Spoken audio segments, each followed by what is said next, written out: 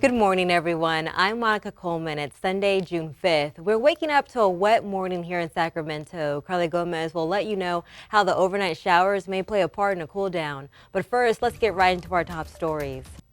A downtown Sacramento favorite is closed until next week after being damaged from a kitchen fire. According to Instagram post by Ella Dining Room and Bar, the police have identified the man accused of walking into Los Angeles emergency ward, stabbing a doctor and two nurses, then was held up for 4 hours before taking him into custody. Los Angeles police say Ashkenami Solyami was booked on 3 counts of attempted murder and is being held on a $3 million bail. Dozens of people came out to a summer block party in South Sacramento. It was organized in response to recent violence in the city over the past several weeks. Elevate Life Church in South Sacramento worked with 20 different agencies, including Sacramento County, to hold the event. Coming up on Weekend Mornings, we're talking with the experts about all things California politics and policies. That's next on Weekend Mornings. And there's an end in sight for the baby formula shortage hurting families across the country. This morning, we're learning why you could see formula back on the shelves. We'll be back in 2 minutes. Welcome back. Each weekend, ABC 10's Walt Gray breaks down the biggest political stories of the week. Here's Walt with more. The plant at the center of the baby formula crisis has resumed production. Abbott says it's prioritizing the production of specialized formula at its Michigan facility, and the first products are expected to hit store shelves later this month. Here's ABC's Christine Sloan. Tonight is a big day in the NBA. Game 2 of the NBA Finals takes center stage. Kevin John is standing by to get you ready for the big game. Thank you, Kevin. I'll take it from here. A San Francisco 9-year-old is pleading for whoever stole his Warriors-themed lowrider bike to give it back. The bike is one of a kind and has years of memories attached to it. Luz Pena has more. Survivors of both the Buffalo shooting and Uvalde shooting are preparing to testify before Congress. This as other victims will be laid to rest this week.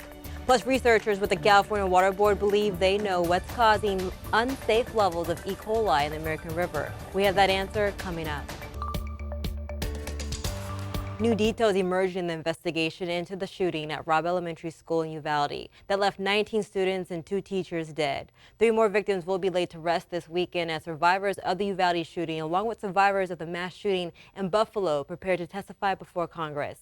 Here's ABC's Faith Abube with the details. The primary election is just 3 days away here in California, but so far voters' turnout has been low. ABC 10 Jay Kim went to some local voting centers and spoke to a political analyst to find out why.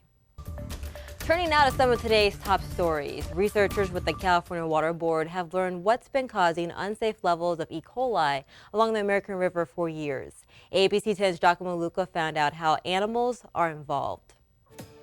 Your time is 6:39. Let's talk some dollars and cents. It's being called the summer of so-called revenge travel. Pent-up desire leading to a surge of Americans on the move. ABC's Gio Benitez has more on the efforts to make flying more of a breeze.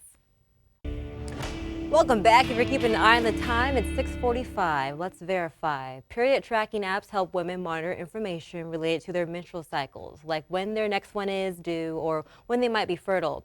But could the information tracked in those apps be used against them in court? Ariana Days-Hill with our National Verified team looked into it.